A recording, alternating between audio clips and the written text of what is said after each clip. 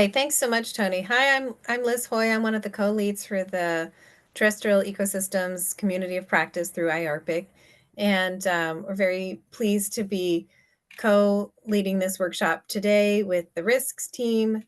We have Nancy Kinner online, who is the director of the Coastal Response Research Center and professor emeritus of civil and environmental engineering at the University of New Hampshire, and she's going to be sharing with us about the Coastal Assessment Preparedness and Response Initiative, which enhances planning and decision-making to address changing conditions in the Arctic.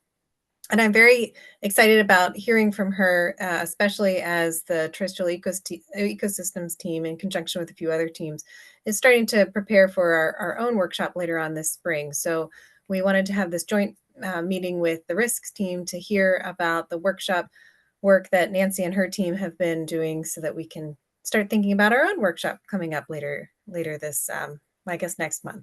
So I'll pass it over to Nancy. Nancy, you can have however long you need for your presentation. We have an hour for the whole meeting, but take your time, and then we'll do Q&A at the end. If something comes up in the middle and someone has a question, I'll keep an eye on the chat too and see if, but we'll try to let you finish, and then we'll have Q&A at the end. Okay, great. Can you hear me okay? We can hear you, yeah, and we see your screen, so it's great. Okay, perfect. Well, first of all, thank you all very, very much for joining today and giving me the opportunity to talk a little bit about this project. I do want to, first of all, start off, of course, I don't know where all of you are located, nor what your affiliations are, but I do want to say that if you are a civil servant, I thank you for your service. We work a lot with folks from NOAA, and it's always a pleasure to work with our dedicated civil servants in the various agencies around the country and states. So I'll just jump right in, and hopefully you'll be able to see me change slides here. Whoops, that is not changing. So what's happening here? All right, it was just changing. So there we go. Perfect. Can you still see this? Yep. Yep, we see it. Thank you. All right. So I just want to give you a little bit of background as to what the Coastal Response Research Center, or CRRC, is. It's a long-term partnership since 2004 between NOAA's Office of Response and Restoration. They're the folks that respond to a variety of disasters like oil spills and chemical spills and disasters resulting from hurricanes, and the University of New Hampshire, where I work. And I am the UNH co-director, but there is also a NOAA co-director of this center whose name is Troy Baker, and he's based out of OR&R's office in Seattle. There's also a sister center called the Center for Spills and Environmental Hazards, and that accepts funding from sources non-NOAA, like Coast Guard and DHS, etc. So the centers have these missions, really. One is to conduct and oversee basic and applied research and outreach with respect to spills and disaster response and restoration. And most importantly, to put that research into practice. And we're going to be talking today about IRMA, which is one of the tools we developed along with OR&R. And it is used now as a common operating picture in many, many incidents around the country. We also serve as a hub for spill and environmental disaster R&D. We bring stakeholders to the table, both federal, state, NGOs, academia, and industry, to try and work on these problems and make sure, because there isn't very much funding in our area of our line of work, to make sure that we are maximizing the funding for R&D. We also facilitate collaboration on R&D among stakeholders where possible. And I just want to note that this is an application to all hazards, hurricanes, even IRMA has been used in wildfires, etc., by NOAA. And we also have an education component for the next generation of those folks working in spill and disaster response. So this project specifically was funded by ADAC-ARCTIC with funding to CRRC with this NOAA partnership. And many of you may know that ADAC-ARCTIC is a center at the University of Alaska, Anchorage, which was funded until recently by the U.S. Department of Homeland Security through its Office of University Programs. But on April 8th, we all received a stop work order, and we are in the stop work order with a possible termination notice being enforced. So UNH and CRRC are completing this project. And really, most of our project was done, about 90 to 95% of it. So basically, the CRRC funding is funding me to do things like talk to you and some working group stuff. So I'm going to focus on the UNH part of this project, but as you're going to hear in a couple of minutes, this was part of a bigger project funded by ADAC-ARCTIC. The project itself was 1 year. We had hoped to continue it on, but at this point, it's not clear whether that's going to happen. And really the goal of it was to use visualization tools to facilitate communications between local communities and agencies and industry folks, the private sector, for preparedness and during response. And the tools that we are going to, or that we have used are IRMA, some coastal mapping, which I'm not really going to go into here, and artistically rendered visual narratives, and I'll show you those. ADAC suggested that we pilot this project in Nome, which is where we have piloted. And I want to just recognize the team. At CRRC, we're a very small shop. There's only 2 full-time employees, Kathy and me, but we have a number of students, and the student working on this project is Madeline DeBosque. Our partners are, as I mentioned, the Office of Response and Restoration at NOAA, and in particular, Liza Sandin, whom some of you may know. She is the Office of Response and Restoration's Scientific Support Coordinator for Alaska, and Zach Winter-Stasak, who is with the Spatial Data Branch at the Office of Response and Restoration.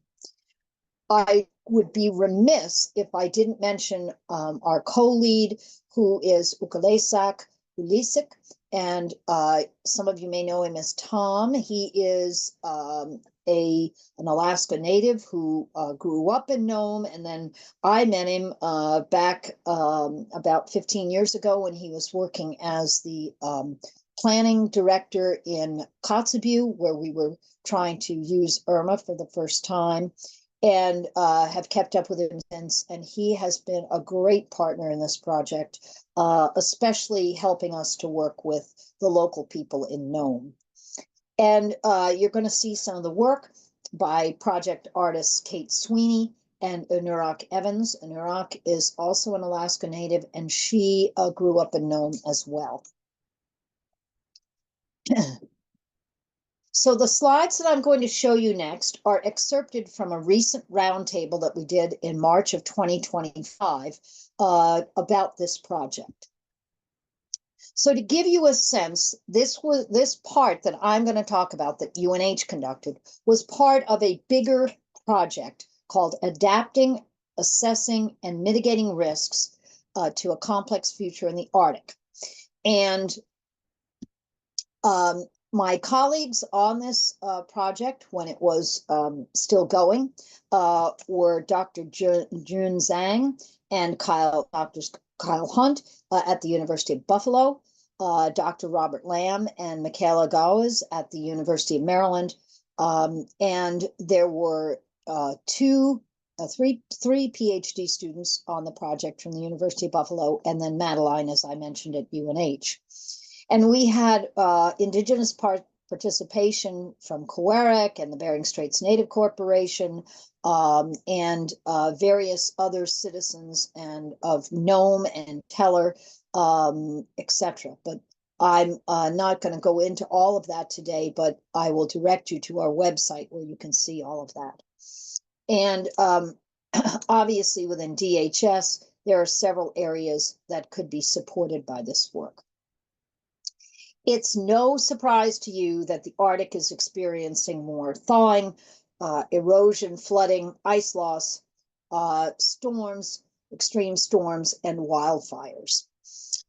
And another thing that's happening is, of course, as the Arctic opens up, there's more shipping, and there's more extraction of minerals planned, and a lot of strategic complexities.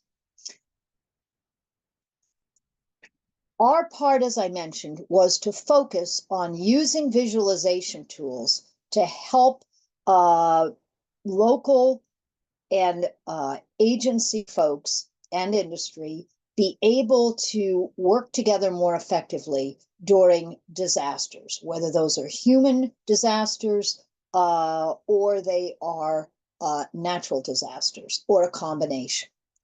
And this work is based on really this quote by Fitton et al., which states, and I think we all know this, that using 3D visualizations can be an effective approach to inform the communities about climate change impacts, management options. And so we're going to talk today focusing on two of those visualization tools, the Environmental Response Management Application, or IRMA, and visual narratives. And these I'm going to just give you a quick overview and then we'll focus in on them. So IRMA has been around for a long time, for about 15, actually almost 20 years now. And it was developed at UNH in concert with the Office of Response and Restoration at NOAA, and is a great example of research getting into practice. It is what's called a common operating picture that can be used during disasters. And what's important here is that responders, whether they're local or remote from the site, all see the same information as best as possible and are aware of the situation as it is updated. And the beauty of IRMA is that it can overlay data sets with correct spatial orientation. So if you are showing erosion on a coastline, for example, and then you want to show where the oil is during a spill, you can, if you have georectified information, just overlay those areas. The other unique thing about it is that the data sets are maintained by the creator or owner, not by IRMA. And that's important. I mean, some of them are maintained by the Office of Response and Restoration if they're their own data sets. But a lot of the data sets I'm going to show you today are not OR&R's data sets. And what this technology does is it goes out to the owner of the data set and it brings it in. So as the owner updates the data, it automatically gets updated in IRMA. The Office of Response and Restoration operates IRMA. For the Coast Guard, it is the common operating picture that's used during disasters, and NOAA OR&R runs it for them. And it can be customized for a disaster within a few hours. So if there's a disaster occurring, let's say a wildfire, where IRMA is used down in the lower 48, it can be online for that disaster within really 2 or 3 hours. IRMA was used during Typhoon Merbok up in Alaska. And the other thing about it is it can be used not only during the response, but before. Folks can use it for preparedness and planning, for exercises to get used to how they would use it, and also for restoration and recovery work to keep updated on it. So the visual, and these, by the way, are two pictures of Irma. This is Irma's ship traffic in and out of Nome. And this is showing some of the different structures that are present in Nome. The visual narratives are different. The visual narratives are based off of some work that was done by Kate Sweeney, who is an artist in Seattle, Washington. And during the Deepwater Horizon, one of the really important things that was a focus of NOAA's Office of Response and Restoration was that people needed to understand the injury that had occurred from the spill. And so Kate was hired to make these visual images where different parts of, in this case, this is actually adapted for an Arctic oil spill for exposures and industry and injuries. Different parts can be highlighted, but it's a visually appealing kind of thing, and people can orient to it very quickly. And these little blurbs talk about some of the key parts. So you're going to see we're going to adapt this concept to Nome. And the other person we were working with on these visual narratives is Anurag Evans, and this is an example of some of her artwork.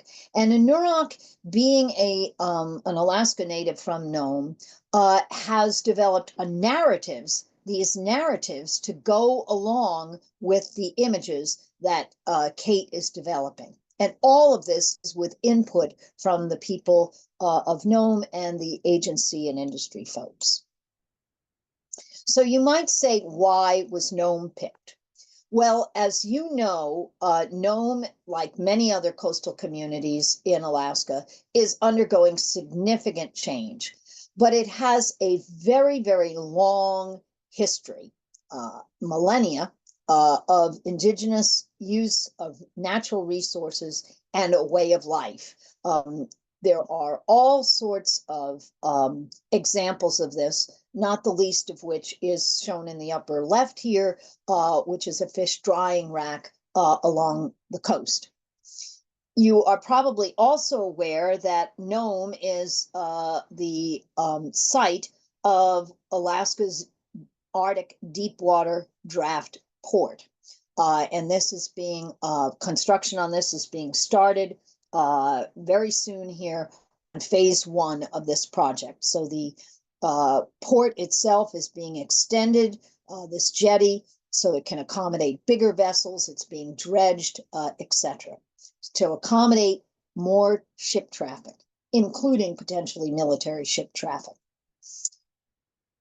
The other thing that you may or may not be aware of is that very close to Nome is the largest graphite deposit in North America. It's called the Graphite Creek project, and it is projected to going to be started here in the next few years, and all of the graphite will be brought by truck down to the port to ship out.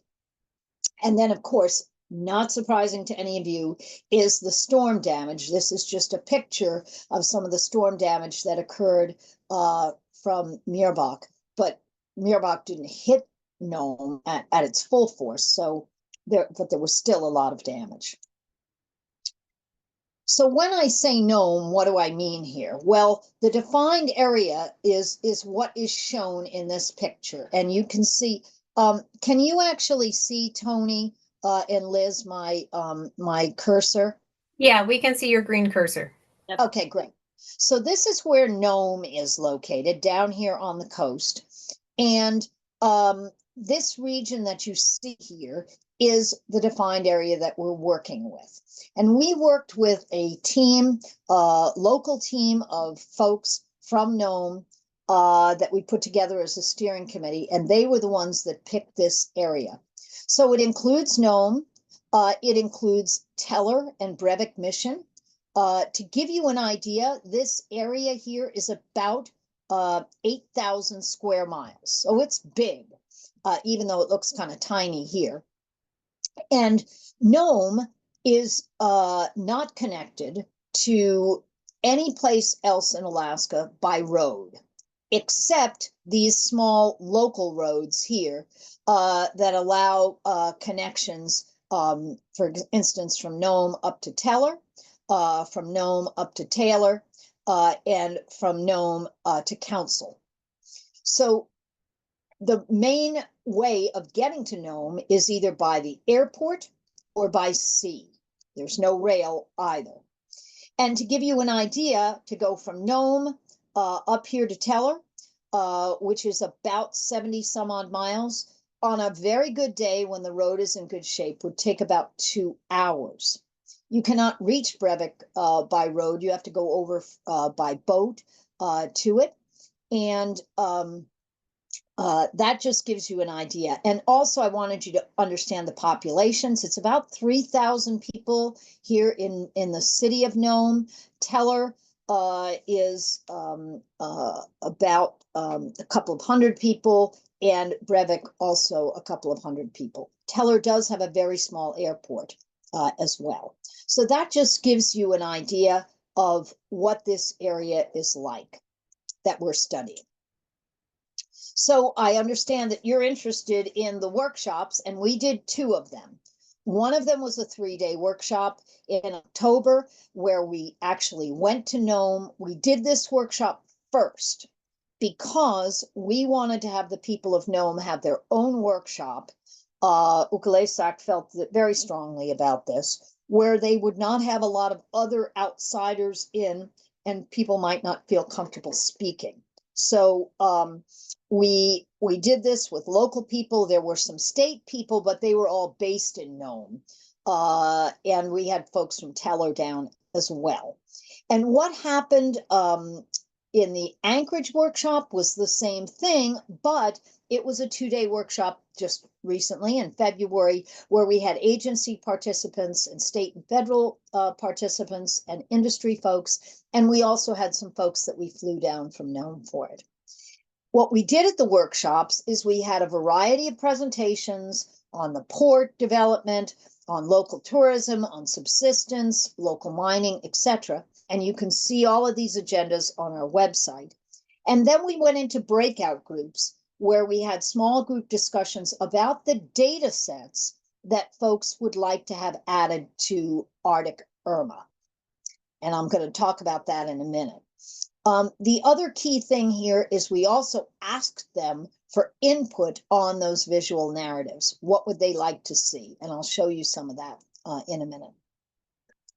So I want to go into Irma and try to give you an idea of what they wanted in Irma and basically how it might be used. I'm doing screenshots because one can never know whether that would work live, but you can get on Arctic Irma. There are many Irmas all over the country, but the one you'd be interested in is Arctic Irma. And if you just type that in, there's a publicly available part of it. Some of the data sets you won't see because some of them, like subsistence data sets, are protected so that they're not available to everybody to see. So when you click into Arctic Irma, this is basically what you see, which is right here. And if you type in CAPRI, or the Coastal Assessment Prevention and Response Initiative, you will see the data sets, some of the data sets that have been added as a result of this project. But this is the page you'd see right here. Is this happens to be the ice extent when this this area was actually, the screenshot was taken. And you can very easily zoom in to Nome, and you can even zoom in further. So here's what Nome looks like. You can get various types of backgrounds. This happens to be basically the satellite view. And so here you can see Nome. This is the Snake River that comes down. Much of the area not developed. Airport here. This is the port. And this is the small community, which you can see is right on the coast. And you can't see it that well here, but there are storage tanks for fuel much of the fuel that is brought in to power planes and power the electricity production, etc., in homes, heat homes, run vehicles. So this is an example of one of the types of data sets that folks wanted.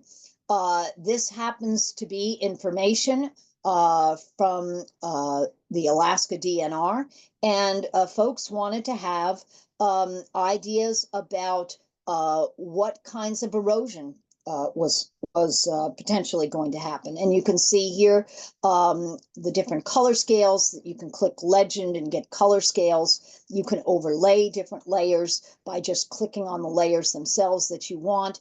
And the other thing that you can see here is different FEMA flood zones. And then we also have infrastructure clicked here, so you can see where the sewer is and water lines, etc. And you can just look at these separately if you wish. And you can even query in a specific area. This is another thing that they wanted added. This is an example of shore zone images of Nome. And perhaps you are away from Nome and you want to see, well, what does it look like on that shoreline if there isn't an insult or disaster? And so you can click on one of these little dots, and there it is, the most recent data from when Shore Zone flew this, so you can get a feel for what's actually there. And here you can see some of these storage tanks for the fuel back here. Another tool that can be added in during a disaster, for example, is this one here. You may know Jessica Garin, who is a professor up at the University of Alaska at Fairbanks, and she has developed a program where local people can learn how to fly drones. And this is an example up here where I'm pointing. These are drone footage, which is all geo-rectified, of Shaktoolik in this case. And this was before the storm Meerbach, and then this is after Meerbach. And what you can do is you can actually use this little kind of bar here, and you can move that along, and you can see as the bar moves along what the shoreline looks like now after the storm. So this can be added up into IRMA very quickly. There are whole protocols for UAS uploads into IRMA for data veracity, etc. Here's another way that you could use this is if you had a spill here. So for example, if you had a spill, this is just an example of a spill trajectory that NOAA might create if there was for instance, a disaster or a ship foundered. And this is just a particle trajectory. Let's say it was outside the port.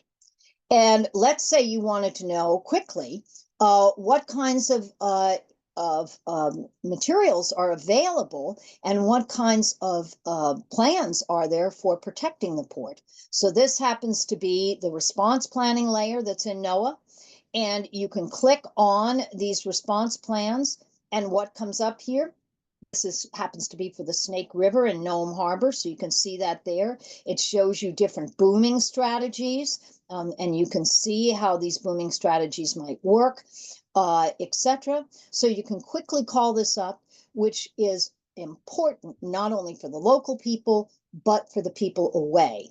And one of the things that we are stressing in this project, and we hope to be able to continue if we can find some funding to do this, is to actually do a tabletop exercise for a spill and a storm, so that people could learn how to use this information, and not only locally, because those are the people who are going to be on the ground, is the local people.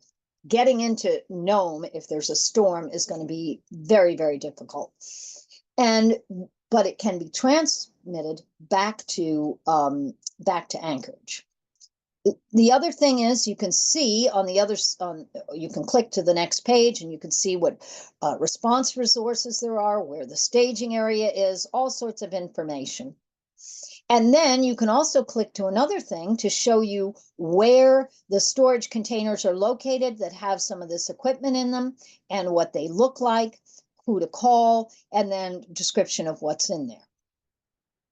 But suppose the spill wasn't in Nome, suppose it was down the coast in what's called Safety Sound, which is to the east of Nome, and the site of many subsistence camps, especially during the summer. So this area right in here is a lagoon where there's a lot of wildlife, etc. So what about, and so Nome is over here to the left. What about if we had the same kind of spill over here, if a vessel was coming along and we thought it might be going into this area? Well, what kinds of information might you want to know? Well, you might want to know, I mean, it's hard to see what all of this is, so you might want to click to the layer of the wetlands inventory. And some of these colors didn't come across very well. I'm sorry about that, but you'll be able to see this if you go online. So you can see the different kinds of materials that are, or ground cover that is here. And you can also see these little circles that are popped up. And those little circles are part of a data set on Audubon birds, for what bird nesting is occurring. And so you can click on one of those and you can find out that those circles happen to be Aleutian terns and Arctic terns. And you might be saying, oh, this spill is occurring in February. Well, no, that wouldn't be a good example because it oftentimes, not always, but is ice. Let's say it's occurring in June. Well, you can see the season when these birds are there, and you can go further and see that they're nesting, et cetera, et cetera. So this means this might be a very important area for you to protect with booming strategies, et cetera. And here are the booming strategies, et cetera. So I want to just quickly go to the visual narratives. And these are to help people understand each other's perspectives with respect to resource uses and risks. An example of which is the overlapping of subsistence and mining uses. So that graphite mine is up where people do a lot of hunting and berry collection for subsistence. So there are going to be 4 eco blocks, one at the mouth of the Snake River in Nome, one which will show the port area and the downtown and infrastructure, one for the village of Teller, which will focus on erosion and relocation, which has already happened at least once for people. And that whole area is where they bring in oil by barges. And then onshore by Teller, where the Graphite 1 mine is, and then an undeveloped natural area habitat, which is a nondescript area because we originally were going to do that Safety Sound, and then people felt that that was compromising subsistence knowledge. So we now have a generalized area. So just to show you, this is the generalized area. You can see there'll be photographs, there'll be just an overview of what the area looks like, and then these narratives. And they can be on all sorts of things, but they're meant, again, to give people perspectives of what is going on here. And this is just a reminder that we do these for summer, and we're going to be doing it for fall, et cetera, because there are different subsistence uses in these areas. And again, just kind of a general overview, and you'll be able to click on any one of these and see specifics. And one that I like to point out is this migratory egg harvest, which is very, very important. And again, giving a perspective on this and collection of local greens so that people understand this is not just hunting and fishing, which I think a lot of times that's what people focus on. And also there's a narrative about some of the cultural importance and notes on these campsites, which are used during the summer particularly, and were not covered under FEMA funding when Mirbach hit, because they are very, very long intergenerational structures that there aren't really documentation for getting funding. And again, I wanted to just mention fall, we do various areas, and then there'll be one of these for, or there is one actually. I don't want to just go into all of this because I'm kind of running over time here, but there's one for Nome that talks about the port, etc. And then there's one for Teller that talks about the Teller area. And this area here, Port Clarence Bay, is actually the port of refuge for any large ships that might be in trouble. And they can come in here because it's a fairly deep water. And then they have to go through, any lifeboats, etc., have to go through to unload passengers, this very narrow strait, which is treacherous, the local folks have told us. And then you'll notice there are no docks here. So you have to land on the beach. So if you had to offload passengers, this would be quite challenging. So anyway, where are we now with this? Well, as I mentioned, the DHS funding is on stop, and the whole project is likely to undergo a termination order. So CRC is funding the last part of this, which really is working with local and agency folks as a working group to vet and edit what we have in IRMA and the visual narratives. And then we'll have the final products available, we hope sometime in the fall of 2025. So that's it for me.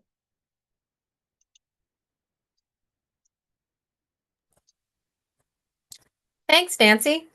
That's all really interesting. I see that Tony put in the chat the IRMA link so we can all look at that viewer, but some of the narratives you talked about, are they available somewhere as well? I didn't quite catch that. Well, the narratives are not available yet. Okay.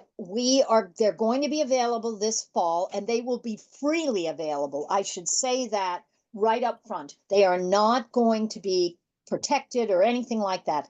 And they're digital, so you're going to be able to use them in posters all the way up to pictures in brochures or whatever online. And so those will be available once we get them vetted. We were in the process of doing the vetting when we were shut down. So we have to kind of re-gear that up a little bit without DHS funding. So Yeah. So that will, but they will be available. Yes. And Cool. Jeff is right that the Nome Teller Road and the Nome Council Road have been washed out many, many times. And so that's why I said under the best conditions, you could get there in a couple of hours, but there are oftentimes not the best conditions. Well, this is really interesting. I have a couple of questions too, but I wanted to see if others on the call had questions. And I also didn't, at the beginning, I forgot to give the risks team an opportunity to introduce themselves. And I didn't know if there was anyone from the risks team who wanted to just turn on their video and say hello as well, since they're helping us to co-lead today too. Yeah, I'm Jeff Curry, and I am on the risks team. I am retired from Department of Transportation, Alaska Department of Transportation, and I used to be our emergency relief coordinator for Northern Regions. So I've been to Nome a number of times, primarily with responding to sea storm damage. Anyway, hi. Thanks, Jeff. I see Lisa has her hand up as well. I do. I'm not a member of the risk team. My name's Lisa Clow. I'm actually at National Science Foundation. Really enjoyed the talk, Nancy. And in a former life, I actually used to do a fair amount of work in Nome and Kotzebue. So I thought that was super great. My question for you was sort of like, clearly you've done a lot of work in the area. Just thinking through, like, this is such a great product, but how much pre-work did you have to do to sort of form the trust and work with the community and everything else. So sort of stories that it took you to get to this really great interaction back and forth. If I could ask you to share that a little bit. Thanks. Yeah, sure. This is not our CRC's first project in Alaska. We started going up there in before. In fact, I was there when the Deepwater Horizon blew, and we were running a workshop because remember, Shell was going to be drilling up there, and we were running workshops up on the North Slope, etc. And we were running one down in Anchorage when DWH blew, and the room emptied within an hour as people were running back. So we have a long history of working with in Alaska. And the reason that CRRC was formed was it was going to be an independent, honest broker. So we're from New Hampshire. We don't have any oil or gas reserves in New Hampshire. And so I don't have a governor who calls up and says, Nancy, you can't say that kind of thing. And so during Deepwater and other events, we are able to just say what we think is right. So we had kind of that reputation, but I want to stress that the most important factor here on the success of this project was our partnership with Ukalesak, because he lives in Nome and he knew the people. He could walk around and say, hey, so-and-so, we're going to have this workshop. And we also did a pre-visit at the very beginning of the project. We went up, Kathy and Madeline and I went up and spent a few days in Nome going around meeting a lot of people. He had arranged a lot of meetings for us. And, I think having worked with communities before, that helped. And then meeting all these people, and then people were eager to come. And we said, this is for you. We're doing this first, so you can give us your input. We didn't want to do it with a bunch of agency folks because we thought people would not speak out. And they were really speaking a lot. In fact, as a facilitator of the workshop, I have to say that it was a little bit difficult to keep us on time, because you do not just say to an elder, excuse me, could you please stop? That is not acceptable. So we just cut back on our blah, blah, blah, blah, blah, and let them speak. But I don't know that answers the question, but perhaps it does. It was great. Was looking for context. And again, we're all trying to figure out how to do this super important work. So thank you very much. Yeah. And I would also encourage you, if you're interested, to reach out to Ukalesak. He works a lot across the state. And in fact, he was involved. He was going to be doing some sort of a NOAA funded project on tribal interactions on environmental justice in Alaska, but it was defunded in February, I think. But so reach out to him, and if you want, I can get you his contact information. I'll get that contact information to Tony. I'm not very good at doing stuff on the fly while I'm talking, but Tony, I'll send that to you. Okay. That's perfect. Oh, there's Larry. I see Larry has his hand up too. I also wanted to I saw Liza had turned on her video to say hello, and I just wanted to say thank you, Liza, for being here too. She's part of the risks team as well. And I didn't get to her before we cut to Lisa's question. So thank you, Liza. And Larry, we'll go ahead with your question too. Thanks. And I apologize, Nancy. I joined a few minutes late, so you may have covered this. So I'll apologize to all the other participants if you already did cover this. But I am curious, you mentioned your funding was through DHS and it had been cut. So I assume that was through ADAC, through the Arctic Domain Awareness Center. So yeah. ADAC, was that, ADAC did have their they did receive a notice, a stop work notice or something to that effect. But then they were put on pause. Is that so? Was that recent funding, or do you have your funding back at this point now, or is? No, in fact, it was communicating with Heather Paulson this morning, just to make sure that it was okay, that CRRC is picking this up, and I'm allowed to say that.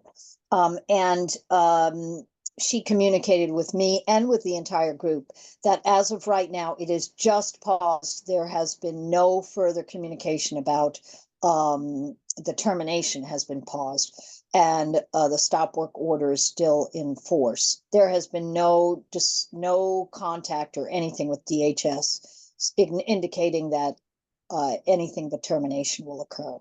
So it's not clear, Larry. We're all submitting our final invoices as if it's closed down. Okay, well, I'm sorry to hear that, but I hope it, I hope the fact that they did take it from a stop work to a pause as a good indication, because I do think this is important work, and so we'll continue. And one last thing I just want to add, that at the end of this call, I'm myself headed for Nome this afternoon. So anyway, it's good. Are you going to the meeting tomorrow? Yes, I am. Yeah. Okay. Well, anyway, thanks, Nancy. Thanks, everybody. Yeah, thank you, Larry. What we would like to do, even, I mean, obviously, is, I won't say anything because I'm sure that would not, UAA would not be happy about that. But if this project does not get re-picked up, if ADAC does not get continued, CRRC and the Center for Spills and Environmental Hazards will not just let it plop down. I promised the people of Nome that we would have those products.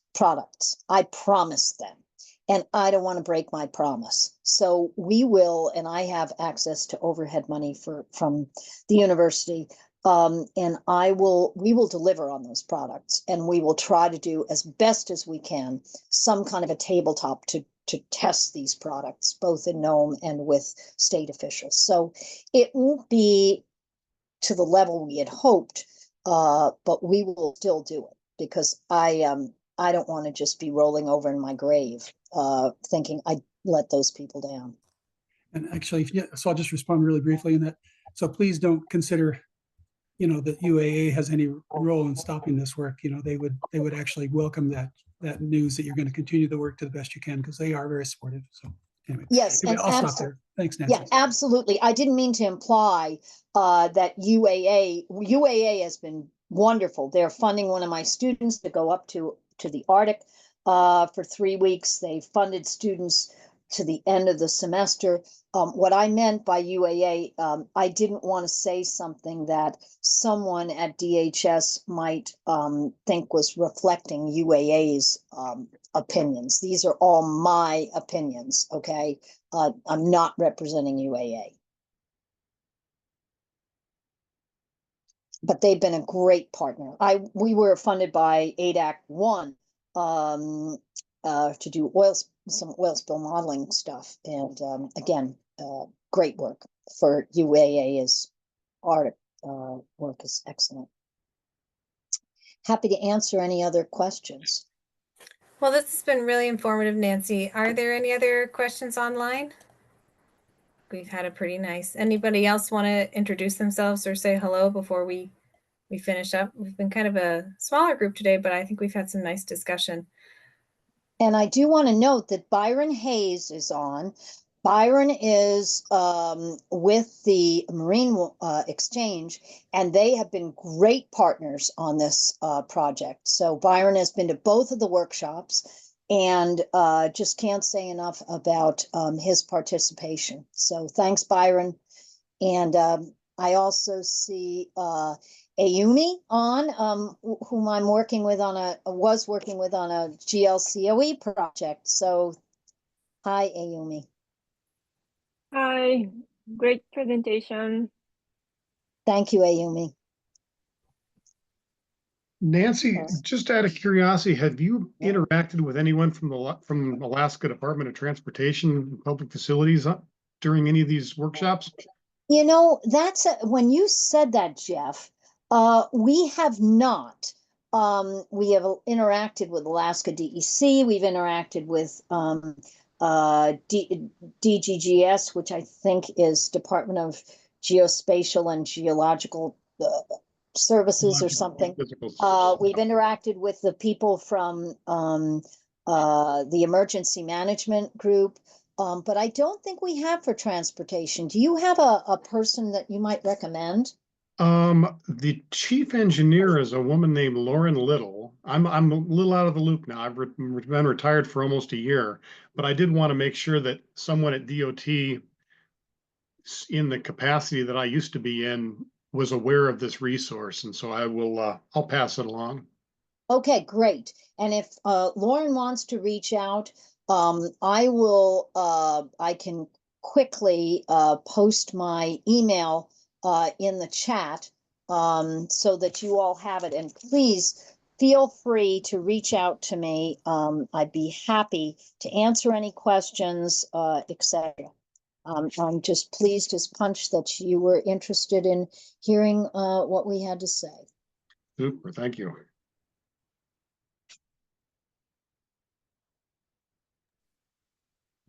All right, thanks everybody. I don't see any other questions, and we're just about at the hour. I want to say thanks again to Nancy, and if anybody has any other updates or comments they wanted to add just about IARPIC or upcoming events that you wanted to share with the group, we have a few minutes if you wanted to provide anything. Don't always have anybody who speaks up for that. I'll just say for the Terrestrial Ecosystems team, we have this workshop in May, and we have about 50 people coming from land managers to community members to researchers to talk about terrestrial interactions and disturbances. We're doing this in partnership with the permafrost team and the Arctic Systems team. So at a later meeting, we'll give some updates on how our meeting goes in May. We're looking forward to that. Any other team comments? And then I see Tony's posted, if you have a topic you'd like to see our team or the risk team or another team bring up at an IARPIC webinar, please make sure to let us know. And there's a form that she's linked in the chat. You can fill that out. We're always looking for speakers for our different webinars, and we appreciate all of you being here today. All right. Thanks again, Nancy. Thank you I very hope much. you get some more funding to let everything continue. We'll do it one way or the other. Thank you so very much, folks. Thank you for all your good work. Thanks. Thank you, Bye-bye. That's all.